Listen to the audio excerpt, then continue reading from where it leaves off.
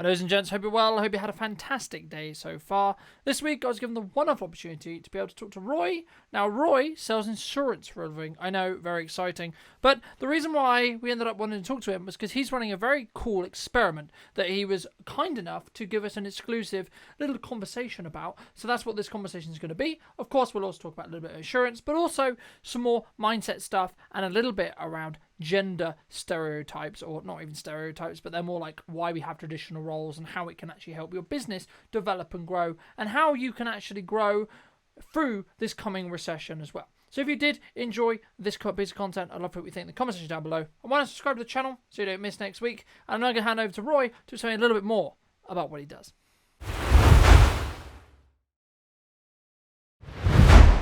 Alton, thank you so much for having me on the show.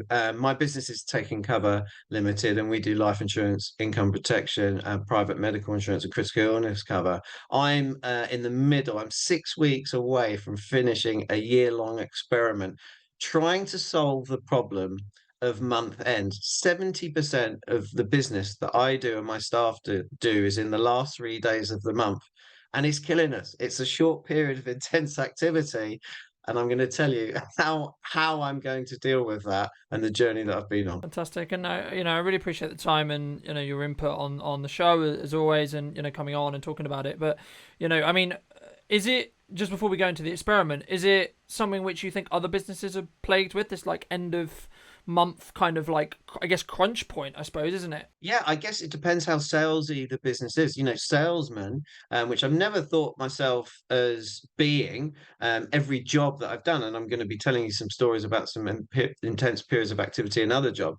I'm quite an outgoing character, so I've kind of been labeled with the salesy vibe. But if every business has targets, or it should have. Ours is a soft target. Our month end is purely creates internal competition. I don't have to hit a target to be able to pay myself, but we all like to hit the target, because and we wouldn't get there if it wasn't for this period of intense activity. Yeah, so if businesses have targets and they generally give a push to a deadline for those targets, then yeah, it will definitely be relevant to them, although the experiment might fail. In fact, the experiment, in terms of what it is, will definitely fail, but I'll explain why. But if a business doesn't have these targets, would they be more successful if they periodically have targets? Like yourself, for example, do you have a target you need to hit at certain times of the year? I have, I would describe them more as guidelines, because they're more for me, and how I set goals and how I set targets and how I set these metrics is, this is what I'm trying to strive towards, and I'm going to make every action that I do move towards that, right? So if I'm going on a show, or I'm doing a podcast interview, or I'm talking to someone, etc., all of these things are always towards that objective or towards that goal. But I think sometimes we get so emotionally attached to the outcome of the goal, right? So I want to achieve that money, I want to achieve that number of sales, I want to achieve that, etc. And if we don't hit it, it can sometimes crush us, or sometimes really, really, damage our progress. When actually, I think being kind to yourself and saying, yeah, I'm going to set a ridiculous goal, but not have the emotional attachment to on the outcome, I think can actually be a really powerful exercise. And personally, in my experience, has been something which has allowed me to actually, in most cases, hit and actually get beyond every measurable or goal that I have. But let's not waste any more time. Let's talk about this experiment, because I'm really intrigued to hear. Okay, what was it? When did it start? Why? I mean, we kind of a little bit why, but I'll hand back to you. I mean, what was it? What was the experiment? And to an extent, what have you found? So I'm wondering if I need to live the rest of my working life having this month end target. So our target, just to I like actually giving information and numbers. So ours is £10,000 written business a month. I don't particularly get excited if I hit the target, but I do get upset if I don't hit it, and especially if I'm a long way off, which happened in April of this year. The rest of the year has been absolutely brilliant. So it is fascinating how it motivates me. I probably need to increase my target slightly. However, I don't want to be too hard on myself. But 70% of my business, looking at the stats last year, was in the last 3 days of the month. It's less this year because of the experiment. But before we do the experiment, I just want to wonder and discover whether actually having a deadline, when you did your dissertation at university, is a deadline such a bad thing? So I'm just going to talk about some previous experience that maybe has added to the fact that I could be comfortable with the end of month deadline. So the first thing I did was I was a chartered quantity surveyor in the construction industry, and I used to build Sainsbury's all around the country. And what used to happen is if you were doing an extension and a refurb on a Sainsbury's, you shut the store. 6 months later, you opened it up, brand spanking new. But Sainsbury's take about £1 million a week, and they thought, hang on, there's a better way of doing this. So the client then did was, right, let's have some really beautiful hoardings, keep half of the store open, try and make it as nice as possible client experience, so customer experience, so they don't go to other shops because they might get used to going to other shops and they don't want that. So what used to happen is we used to take half the store, keep it open, and then switch over and do the other half. But where the intense period of work came in, there still was some big refrigeration units need to come in. We used to have a shutdown at the end, typically 6 days. And instead of 300 workforce on site, you had about 1,400 on a medium-sized store. And my job in that role was I had a laptop next to the burger van, and there was a snagging list. So all the work obviously is programmed, all the big work, some work affects other work, so it's all got to be done in the right order. But before the store opens, there's a snagging list, and there's normally 500 or so items on this list. So for 1 week, the contractors fed into me that they've done their items, and the construction managers would add to the list and the client would add to the list. And the idea was to get to zero for the 9 a.m. opening on the Monday. That was 6 a.m. start, and you left at 10 p.m. You had a couple of hours sleep, and then you were back on it. So that was really intense. That was my first experience of real intense. And the reward of getting the opening done with a zero snag list was just brilliant. So that's the first one. The next one was I then became a radio presenter. So I had a breakfast show up in Kings Lynn, and there was a competition to become Britain's most popular person. And there were 6 people that qualified for this. It was run by 3. We were given a very healthy budget to try and get as many votes as we could to promote the brand. And we came up with the concept that I would live and broadcast from a big shop front window in Kings Lynn next to the cinema. So what happened was everything in the shop was sponsored by companies. Listeners could have breakfast, lunch, and dinner with me, and this was all paid for by different restaurants. And this was the idea of getting and for a week, I lit. The only time that I wasn't visible was when I went to the toilet. There were a few interesting issues. So some teenagers thought it'd be really funny because I don't sleep. Okay, so I'm an insomniac. So if there's anyone that could get away with doing this, I was live on air at 5 a.m. I didn't need to go to bed till sort of 12 or 1, but I did need those 3 hours or 4.5 hours or 6 hours of sleep if I'm lucky. And they were banging on the window. So we got a security guard and a dog for the night hours, and they became a big part of the show. They were really popular. The other thing that happened, which put us on the map, was um, we had a charity bucket, and someone tried to steal it. And the only time I left the shop for the week was when I rugby tackled him. And of course, that created a massive story of me saving this charity bucket, which I think had about 40p in it. But yeah, this guy tried to nick the bucket, and I took him down. So yeah, so that and the teams, the support I had from KLFM, and actually we've got a reunion this weekend, so I can't wait to see Simon and the guys. But yeah, it was me that was in the shop window. My son had just been born, so my wife used to bring him in, and it was just brilliant, but very, very intense. The next intense activity I had was I worked in the Olympics, so I had 2 emergency response teams.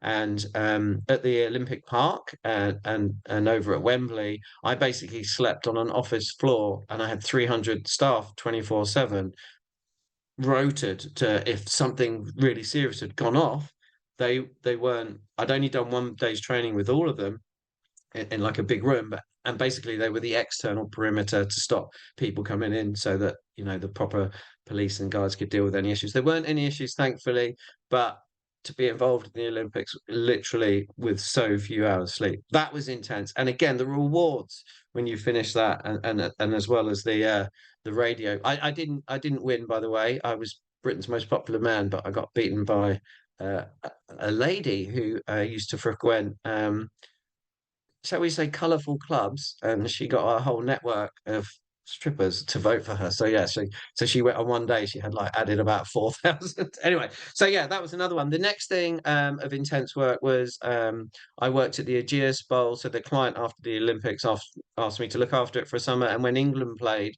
the stadium obviously had to be spotless. And then on a 4-day test, 5-day test, it had to be cleaned and then spotless. So I was literally on site at 4 a.m. and last one to leave, few hours sleep, and then back again. I was dealing with the stewards, with the car parking, the cash transfer, and the cleaning. And that was an intense few days. And what was wonderful about that is the senior directors of the business from other sites, because it was an England game, came down and they were literally coming up to me, Roy, what can I do? I'm like, can you get the bins on the west side and stuff like that? So that was intense. Um, so they're the examples of intense work that I've had and have really enjoyed. And the final one was I had 5 project managers all over the country. I was working in Milton Keynes, and I put on a training week where they turned up Monday, and every breakfast, every lunch, every dinner, different stakeholders, different clients was there as well. And again, a massively intense week. And I loved it. So then I've started this business, and I'm like, okay, calm. Just generally talking to customers, trying to get customers, looking after them. But weirdly, this whole end of month thing has happened. So what can we do about it? So we tried everything, and it's the same across all my staff. And it was, I worked in businesses for 2 years before I set up on my own. And we've tried mid-month targets, we've tried weekly targets, we've also tried fast starts, but nothing has worked until the new experiment. Before I tell you about the experiment, any questions on the intense stuff that I've done before? Because I threw in quite a few different random ones there. Not necessarily questions, but I think it is a really important point for the audience to potentially take away, which is, the reality is we're looking at very interesting or challenging times ahead, right? Every economist and every person who understands economy is saying, guys, this is going to get a bit rough for a period of time. And I think the intensity which you're referring to, hence why I didn't cut you off, is really important to understand that you need to, what I would can only describe as sprints in your life, right? Like, I'll give you a quick example for me personally. This week, I've had 3 days of 17 hours. Yesterday, which was probably a 8-hour day, followed by today, which is 17 hours, followed by tomorrow, which is 17 hours, right? So the thing is, I could have pushed in the middle day on the Wednesday, right? But what would have happened was I wouldn't have had the stamina to get to the end of this weekend, which is what I need to do. So I think it's all very well and good us saying intensity and us having this intensity, which is great and is important, yes. But also I think it's about creating a balance, and everyone's balance is going to be different. And as a final point, it's not your job to say whether someone is going to or isn't going to burn out, because there's lots of factors that go into whether you burn out or whether you don't burn out or whether you're going to burn out. And it's also very personal. It's an extremely personal reality. And for me, I always ask myself, okay, am I enjoying what I'm doing? Am I getting fulfillment from what I'm doing? But also, am I making meaningful change in whatever that means? So that could be the business, that could be the community, that could be to the people I talk to, etc. And I think that's the thing to focus on, because I think otherwise you lose your purpose and you lose your reasoning. And I think that's the thing that could get you into deeper water when it comes to a recession. Obviously, cash flow, obviously running a business, obviously making money is all important. But actually, the purpose and the drive behind driving those decisions is going to be the actual thing that's going to get you through it. But definitely. And, working hard with what's happening to us, it is going to be the only way out for some of us. And the month end, the long days and the working hard, my business might not be here if I hadn't done that from day one. yeah, and it's a really important factor. And I think I remember saying, one of the earliest things I was ever told in business is, show me your daily habits and I'll show you how successful you're going to be, because it just builds your work ethic, and it allows you to really understand that you are the only limiting factor in whether you're going to be successful or not. And I truly believe that. And I think that part of our, and part of our jobs as business owners is to the ones that do believe that and do harness that, is to actually show people that that is true. You can do everything you want to do if you truly believe and truly want it. But without further ado, your experiment. Yeah. Well, just on that, the burnout is interesting. All of those things that I did previously intense were a week, and that was a couple of days too long. So in my business every month, if I had to work really hard, and I'm talking stupid hours for the week of every month, then um then it wouldn't be as enjoyable because at the moment I really enjoy it. Where I just want to have the option not to have to kill myself at the end of the month. So the experiment, Carlton, this is what I've done since the 1st of January and what I pledged to do. I have worked every single day of the year with no days off. There is a minimum target of 20 client tasks, no matter where I am, what I've done. 20 client tasks every single day of the year. I've only got 6 weeks to go. And a client task could be an email, a WhatsApp, a text. It could be an update on a case. That's, client facing. And then also it can be non-client facing. So some of these, so for example, I was at my mate, Mr. Plums's wedding in Czech Republic. I was up at 7 a.m. to then go to 80s Rewind Festival. There was no window there to do any work. However, I accidentally drank too much at the wedding and had massive hiccups. I couldn't sleep. So in my drunken state, I did some auditing. So I did 20 client tasks in terms of have they been paid, what was the date they were paid, and stuff like that. So that's the most extreme example of sticking to it. And there have been some conclusions that come out of it. The experiment is not finished, so I'm going to do a big report about when it's finished. But I'm going to tell you about some of the issues that it's dealt with. So, firstly, the main benefit that it has had for me is to start every day focusing on what's important. Because those 20 tasks, if they're on a Sunday and I've had a busy day and I've probably had 3 or 4 days where I don't really want to do them. That's all. And I've done them, but I've dealt with like an anniversary statement or a misdirect debit or a query about something to do with the policy that's not generating new business is still important. And then by making sure I've done a minimum of 20, then I've dealt with those, which means I've started the next day fresh. And we are having our best year across the board in terms of sales this year. So it's definitely helped me. Um, it has taken the pressure off the end of month target. That will be the ultimate conclusion. But what is the price? I have missed 6 days. I missed one day because of COVID. I missed 4 days because I was in the Transkei in wild Africa.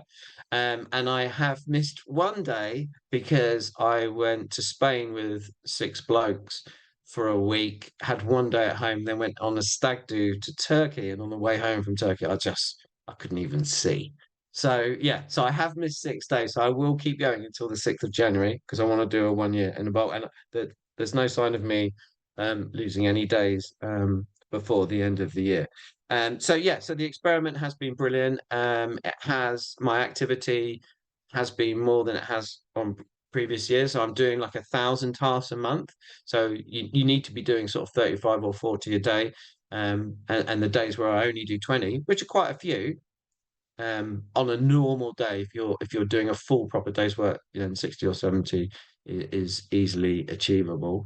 What it's given to me and the team. So I started the business to focus on income protection. So income protection is if your doctor signs you off work for any reason, then you get a tax-free sum until you're back at work. Only 6% of people in the UK have it. However, the only way I need to grow the business was to buy protection leads. So someone goes on Money Supermarket, wants life insurance or income protection, you pay £50 a time for that, and then you have to convert them. Conversion rate is 1 in 9 across the industry. I thought we'd be better. We're not. I'm a little bit annoyed about that. So that's how I grew the business. I don't have to buy leads anymore, thankfully, because it's not very profitable. But income protection leads were some people looking for unemployment cover, which is not something we believe in as a business. We'll do it for clients if they want it. And there's something called accident and sickness, which is like a poor man's income protection. So it was hard to buy those leads. So I went back to buying life insurance leads, and actually that's what I knew, and that's where my passion is. The opportunity in the industry I saw was threefold. It wasn't just income protection, and we do a lot of income protection now. The other one is I work quite a lot. I've got two businesses, one whole of market, one with Vitality. And Vitality is a kind of confusing concept compared to traditional. So in terms of life insurance is very simple. Anyone can sell it. So you die, it pays out. Critical illness cover or serious illness cover, income protection are a bit more complicated. The thing that's different with Vitality is they've kind of changed the model in terms of, if you're an active and healthy person and you record this with a Fitbit or on your phone, then you're less likely to make a claim. So they discount the policy. So it's the best pricing around. And then they reward you for being active. And the rewards are great. Things like half price trainers, free Amazon Prime, half price fitness devices, and stuff like that. And we absolutely love that concept. A lot of brokers don't, because it's complicated. The other complication is critical illness cover. Most insurers an average of 50 or so conditions. If you get a cancer that's a certain level of illness, you get the 50,000 or the 100,000. Vitality have spun that concept on their head, and it's called serious illness cover. There's 153 conditions, and it's paid out based on severity, how you are impacted. How has that critical illness hit you? But they do have an option where you can boost it, and then it is like critical illness cover, which we normally advise. The other opportunity I saw, as well as income protection and vitality, was being protection only. So lots of people can sell you protection. They're a mortgage broker and an IFA, but they just have a small percentage of the time they're doing it. And we come up against protection from these guys, and we really like reviewing that for customers. And I have mortgage brokers and IFAs that refer to me, Roy, can you sort out protection? And then when we do a commission split. So yeah, so that's the business in a nutshell. The experiment, Carlton, I will come back to you with my report at the end. There's been some times I've really not felt like doing it, and I've made myself. And actually, it's 20 tasks I can do in 20 minutes. Um, it's not a killer. I think that's a really important idea because I mean, it reminds me when you mentioned it about something that I pivoted towards. I'd probably say this quarter. It was probably actually in reality halfway through last quarter, but traditionally this quarter, which was, what is the tasks I start the day with and how do they generate me money, right? So what income related tasks are there? So traditionally, most of the year I've gone, right, I need to post a piece of content today. That's the first thing I'm going to do. Right, okay, great. That's wonderful, that's amazing. However, that doesn't actually generate me revenue today. What generates me revenue today, right? Actually, finishing off this client video and sending it in will move us closer to getting to the point where I can issue the invoice.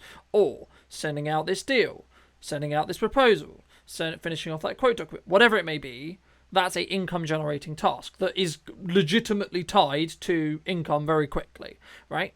And I think it's about reframing the work you're doing. And something else which I is glad to hear that the experiment has proved, which is something that I've lent into for a year, which is just having the discipline to do whatever you need to do, no matter how you feel, right? And sometimes people find it very difficult or very challenging to go, I'll give you an example. As I told you before the show, at the time of recording, I was on Rich Trigger's live show last night. And for me, that was midnight. Now, normally this wouldn't be a problem because normally I'd be up around 9 o'clock. This morning I had a networking meeting at 7 a.m., which means I got up at 6:30, right? But I didn't go to bed until nearly 2, right? So I'm functioning on I have a 17-hour day work day today, and it's on 4 hours sleep. The only way I'm going to get to the end of today is through discipline. That's the reality, right? There is no way I'm going to fill my way through this day. It's not going to happen, right? One tip for you. I don't know if you want to try this. Don't eat. Your energy levels will increase throughout the day if you don't eat. Try it. I mean, I've already scuppered that idea because I had breakfast, but it's a nice idea to think about. And I would kind of be interested in the science in it to an extent, but another time perhaps.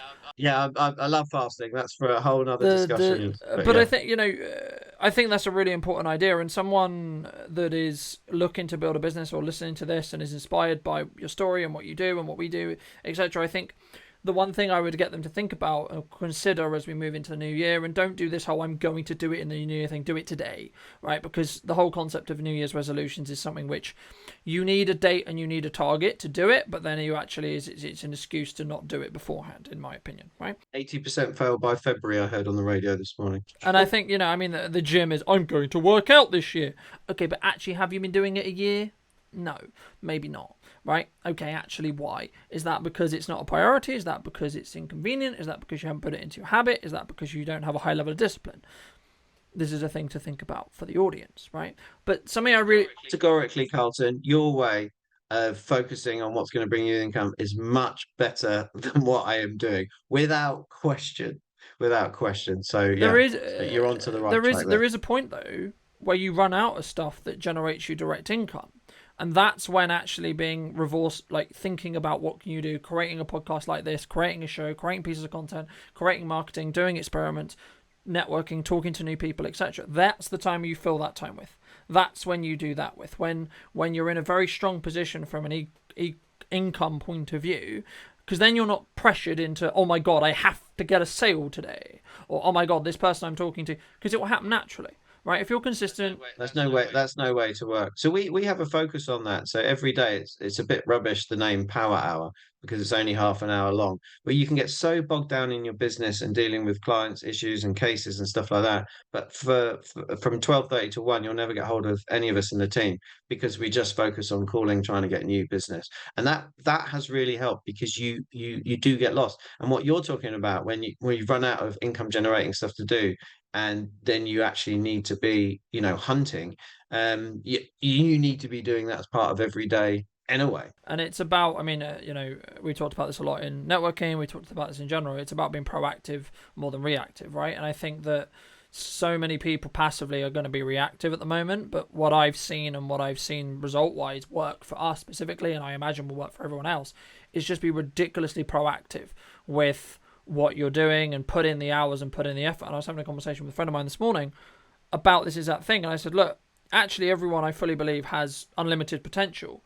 However, it's absolutely tied to whether they're willing to put the hours in, right? There's a very simple mathematical reality where hard work plus hours equals success, whatever that success metric means to you.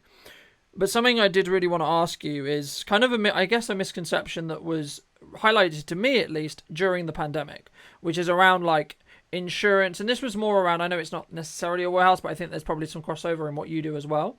It was especially around business interruption insurance, right? Which from my understanding, the goal of that, or the reason why one would have that, is if you got shut down for whatever reason and it was something out of your control, you would have a payout that would cover the cost of the business. I mean, you're not completely screwed, right? But I think also it kind of leans into a larger question, which is your industry. I think maybe not so much at the like now, but for a long time potentially, or for still some people in the audience, that's why I bring it up. Insurances as a whole potentially are scammy, or they are kind of, oh yeah, I don't really need that. I'm just kind of paying in for this like peace of mind thing, but actually I'm never going to use it, etc. I mean, as someone who sells it and as someone who does it and knows it, I mean, what would you say as either a counter argument or as a like, yeah, actually I get that, but actually in reality this is the reality? I mean, what would you say to those people who are quite still maybe from the pandemic or in general quite skeptical, or going, well, yeah, but no? Yeah, I mean, listen, there is a legacy from insurers trying to get out of paying huge sums of money. That was definitely happened. And in some cases, they got away with it and they categorically shouldn't. I think the industry has changed. We're so heavily regulated, like so heavily regulated. You wouldn't believe what we have to go through just for me to speak to a client and give advice. And the FCA, they do a great job. You can't get away with it on social media. They are thorough. So if someone puts an application through, yeah, I have a couple of drinks, and then they've told their doctor that, they have 4 bottles of wine on average a week and they haven't said that, then why should the insurer pay for a disease that's alcohol related? I don't believe they should. I don't believe insurers should bail everyone out if they've lied on an application or if they've done something stupid to harm themselves. So there definitely is a legacy of that, but I honestly, it's gone away with social media as well. And almost insurers are going the other way. I can't remember the name of the insurer, but a guy went to pick up his daughter from a party. So he dropped her off. His policy ran out at midnight, and at 1 a.m. he crashed and killed himself, and it still paid out. Technically, they didn't have to, but when he went to pick up his daughter, he thought he was covered, and it may have been something just to show that we're not those people anymore. But yeah, it's definitely a problem in terms of business interruption in insurance. I've got we don't have anything to do with that. I did hear those stories, and that's a tragedy because literally COVID, it's literally designed on the tin. So, but you can see why, even with the subrogation, where insurers share the risk, even with that, then on such a scale. But yeah, it's a shame of someone. The real issue is, I had a friend of mine, she thought she was covered and it didn't pay out, because of mental health issues that weren't declared on her husband's policy. That's an absolute tragedy. That all the premiums were refunded, but that's she thought she was going to get some help for her child for the thing. So there are issues. Where I think the industry does really need to improve is the claims experience, and there's lots of work in this space now. There are some brilliant independent companies that score insurers on their claims experience. That needs to be quick and efficient, and sometimes it can drag on. And one of the issues the industry is really struggling with is doctors' reports, because the NHS, £7.5 million waiting list. Doctors are too busy filling out an insurance report. Quite rightly, isn't their number one priority. It's looking after patients. So, in terms of putting policies in place, it can take forever. And we've had policies. It's gone over 6 months, and then it has to drop off, and we have to redo it, which can be a shame for the client if something happens in the meantime. And then in terms of claims as well, insurers, they pay for it all, but they go for doctors' reports. But yeah, it can really lengthen the process. I mean, insurers do a lot of underwriting beforehand to make sure, there can be no question. In my opinion, a life insurance policy should pay out straight away, um, because that might be when the family needs it. But yeah, great question, Carlton. And I can't, yeah, there is definitely a legacy about insurance. And I was an insurance skeptic myself. I would never get an extra warranty, or do you want to pay for accidental damage? And I never have. And when a friend of mine said, "Come and do life insurance with me," I'm like, that just sounds absolutely terrible. But I love the business. I've got two great mates that have worked for me since 2017. I have a lot of fun. I'm not the most serious person, but I do, I have a duty of care to get this right for my customers, and I live and breathe it. I go to every workshop available, all the big think tanks in London. And I just focus on protection. We do mortgages, we do buildings and content, but I have someone that does that for me. I just want to be the protection guy. I think is a really important point that you mentioned there, right? Which is kind of, I guess, in some ways, understanding the perceived value which you're giving to the insurance, right? So, to me, maybe life cover isn't as valuable because I'm younger. In theory, I'm not going to die. Right? You got kids, Nope. you don't need it. So, If you had a partner and a mortgage, would you like to leave the mortgage free? Well, at the end of the day, it's just one bill. So is it the end of the world? The only reason for possibly looking at it at a younger age is it doubles in price every 10 years. So if you had £200,000 life cover and it costs £15 a month, for me, that would be £80 a month for exactly the same thing, because I'm 51. So it doubles in price every 10 years. So we deal a lot with forces personnel, and these young lads, some of them, they go for it and they just lock it in. The price won't change on any insurance policy apart from Vitality. Vitality can go up 2% if you don't engage, if you don't do any activity. yeah, and I think, yeah, I mean, I think it's the same in any insurance, right? Not necessarily life or income protection or whatever, but I think, how risk averse are you to an extent? How open to potentially being legally screwed are you? But then also, what value is that peace of mind, right? Someone who's very focused and very driven and very, I've got stuff to do and I'm trying to, as I discussed, create those income generating tasks. Actually, me knowing that if this thing happened, I'm actually completely fine, right? Because I'm covered because of this and this and this, theoretically, right? Until it happens in practice, you never actually know, as a lot of people found out during the pandemic, unfortunately. Yeah. But the reality of the fact is, actually, how valuable is that peace of mind for me, right? That's not going to be the same as Barry. That's not going to be the same as Sally. That's not going to be the same as you. That's not going to be the same for me. And that's There's two things on that.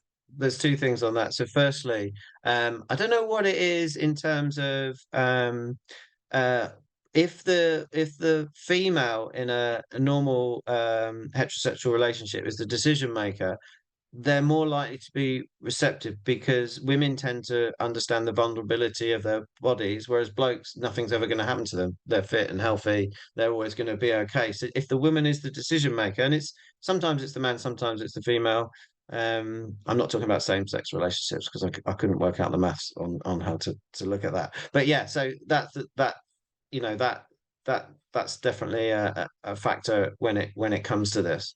And I had a second point to make on that, and I can't remember what it was. So Fine, don't worry. please I mean, continue. just building off that, I think that kind of comes in some ways into gender not even stereotypes, but gender traditional roles, right? Part of the reason why, I guess, in some ways, as men, we feel, oh, I'm invincible, I don't need life cover, I'm invincible, is because theoretically, from a really tribal point of view, we're meant to be invincible. That's our role, traditionally, right? We're meant to be the protectors and the providers. You know, I was having a coaching conversation yesterday with a client about this, and I said, look, at the end of the day, in a tribal time when we're all intense, and a saber-tooth tiger walks into the camp, who's going to jump out of bed and try and kill the tiger? You know, let's be honest here, right? But then also, who's going to look after the children? Who's going to make sure they're safe? Times are changing though, Carl. Times are changing. We can't get away with As I it. say, I mean, for me, my opinion on this is, I've been quite public on this, and I don't have an issue talking about it publicly as long as it's respectful. And I think there's nothing wrong with having it change, and there's nothing wrong with having it traditional. It's about understanding what do you want, something to be aware of if you are trying to be, I'll say, less traditional, is you're working against your own biology. Because biology-wise, from a survivalistic tribal point of view, psychology in your own head, the reason why that those roles exist and the reason why traditionally men do the things they do and females do the things they do is because that's what we've decided as reality has happened in regards to survival rate, right? That's how we've increased our survival rate as a society and as humankind to exist. That's not saying that that should be the way forever. That's not saying that at all. For a certain demographic of people and people who, speaking personally, I want a traditional relationship, right? I want to have that reality. But of course, I'm only going to then be with someone who also wants that traditional, they want to have a man that is like that. I'm not going to synergize and have connection with someone who doesn't have that, right? So I think it's about being, like anything at the moment, especially in business, but in general, being very malleable and and again, the key point, I think, in general, and you can talk this about politics, you can talk this about opinions, in general, is about being respectful to others' opinions regardless, of whether you actually agree, right? Like, I may not agree with you on everything that you're saying, but I'm still going to have the respect to let you finish talking, let you articulate your point, and then I will come back with my counter argument and actually say, well, actually, have you thought about thinking about it this way? Do you see how that? And just be clear, that hasn't happened, but it's an example of what could happen, right? And I think, Yeah, I wish my family would at Christmas understand that. and I mean, I think for me, it requires, personally anyway, I find it requires a higher amount of emotional intelligence to be able to do that, right? I'm fully aware of that. But if you do have that high level of empathy and you do have that high level of emotional intelligence, you should always use it, because in most cases it will always benefit you, because you'll de-escalate a situation instead of escalating a situation, right? And no one likes to have been in an escalated, heated argument with someone, really, right? What we actually enjoy, in theory, is actually being heard and being cared about and being loved and being respected as another human being, right? That doesn't mean I have to agree with everything that you agree with. No, it makes good sense, mate. And while you were saying that, I was admiring your beard. I feel a bit ashamed of mine that I've just started for November. So, yeah, I've got some work to do there, pal. So I'll get on that straight away. In terms of not had your, what do you think about working every day? If someone said to you had to work every day for a year, I how would mean, you feel about that? I basically have been for the last 4 or 5, so it's something I'm very used to, and it's something which I think, if you're the right, Yeah, but I'm talking about a year. I'm talking 365. you, I think, Could you do it? Would you want to do it? I think balance is important for a lot of people. A quote. That's next year's project. That's next. Balance is definitely next year's project. I do need to improve my sleep, and I love what you said about focusing on the more. I think it's something like 20% of your activity generates 80%. There's the 80/20 rule of your income. So I'm going to do that. I'm also coming to the conclusion that it's not the end of the world to have that spurt of energy at the end of the month. When I was on the building site and you had the shutdown, I'm this is a 2 or 3 day sprint in my cozy office. On a shutdown, I was going into the Portaloo after the 25 stone Irish ground worker had done his weekly. So I can't complain too much about, having a bit of energy. I just really wanted to have the option not to. And that I don't know if that will come. I think I mean, the quote that just jumped to mind when you mentioned it about working every day is one from David Goggins, and it basically, the crux of it, I can't remember the exact quote, but basically the crux of it is, if you're trying to do something great, you're going to be misunderstood by everyone, right? And this is why it's really important to understand about your own value, your own boundaries, your own limits, and your own beliefs on burnout. Because what I can do is, because I've trained myself to basically become a machine in the respect to how I work and what I do. But there's a very specific reason, a very specific time window that I'm planning to do that for. This is not a sustainability across my entire life kind of stamina thing. It's a certain period of my life will be this intense for this period of time for this reason. And the crux is actually to say, and I think, as I say, balance is important for a lot of people, and life changes and life is fluid. But I think when you have the passion, the energy or the intensity that you can push hard, and you have people around that can support that, you should. Because I think that's why meaningful change happens. I think that's why, our businesses will continue to thrive through a period of time which is going to be quite challenging for a lot of people. And I think, Yeah, we're having cancels across the board. People feeling the pinch, so we try and help them where we can. Generally, a reduction in their cover for a few years and then putting it up is working for most people. But yeah, just we ask guys just to speak to us. We'll help them out where we can.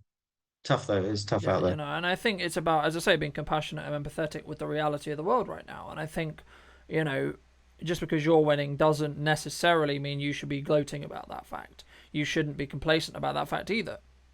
You might be winning today, but what about next year, right?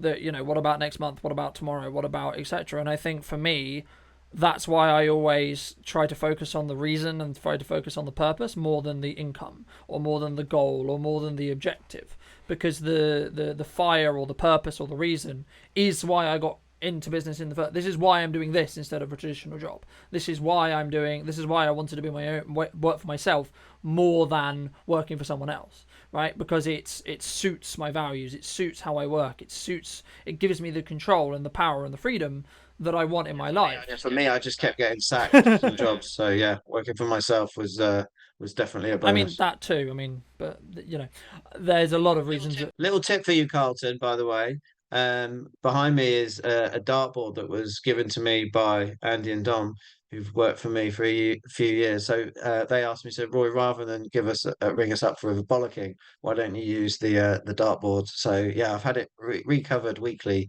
Since can you recover a dartboard? No, you can't. But yeah, so yeah, get yourself something to throw at. That can really help.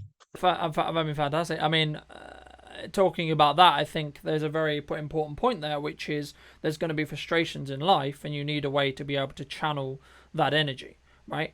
You're I haven't got time, mate. I'm working every day. So you have a dartboard, turn around, throw it. There you go, job done. Yeah. And You got it. You got but it. I think I mean, to keep it valuable for the audience as much as possible, I think for me, like that's where fitness comes in. That's where for me, it's interesting. In my first couple of years of business, I was very, in your case, of let's work every single day, and I still do pretty much work every single day. But the amount of hours I work scales.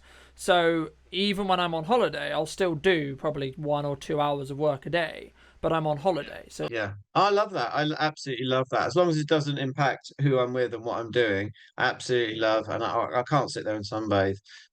So yeah, and I've done that. I've been away. This year, Bahamas, South Africa, Czech Republic, Spain, and yeah, so the Crete, Orlando. Well, yeah, and I've worked every day, so that'll all be in the report. Some of the challenges I had there, but yeah, I love it, and I wouldn't have done those trips if I couldn't have worked because I couldn't afford yeah, them. and I think it's about like understanding that actually there's a lot you can do if you're willing to build a system or a process or actually just put in the hours, right? And I think that it will give you this constant feedback loop of like, yeah, actually things are moving forward, and yeah, of course I'm concerned. I'm sure you are as well in respect to what the economy is going to do and how people are going to react to it and the reality of business in the next couple of years. But the reality of the fact is, if you're putting in the hours every day, you know that the probability that you're going to still be here is a lot higher than someone who isn't. That's the facts. So it's one of those things where you just have to constantly keep going. But what I like to do at the end of the podcast, I'm conscious of time, so I think let's wrap up soon. But what I like to do at the end is just give you an opportunity if you did want to ask a specific question or chuck on a topic for us to discuss for a couple of minutes. Did you have anything specifically, or etc.? I mean, some people think it's a trick question. It's never a trick question, but did you? Yeah, no, I just love your point about focusing on what's gonna pay. So, next year I've already got in mind I'm gonna do another experiment, but I will be having decent amounts of time off. But it's going to be more along the lines of what you're doing and what a traditional business should do than this crazy experiment this year. Fantastic, and I really appreciate the time. And for those who either are interested in seeing the report when it comes out, or interested in having a conversation about it, or just having a conversation about insurance in general, where's best for people to connect with you and continue this conversation outside of this piece of content? Yeah, thanks for that, Carlton. So Roy at takingcover.co.uk or takingcover.co.uk, or you can listen to me on my radio show every Tuesday night on Radio Woking. I hope you're going to come on and be a guest. So yeah, Radio Woking Tuesday night, 9 o'clock. Just Google it, and I have some brilliant guests on there as well. And it's not insurance related. Thanks so much for joining me, ladies and gents. I hope you took value from this episode. If you did, and you would like to not miss next week's episode, where we're talking to another exciting guest, make sure to be subscribed to the channel. I'll see you very, very soon for some brand new content to help your business grow in the rest of 2022, but also into 2023. So thank you ever so much for coming back again and joining me once again. I'll see you very, very soon.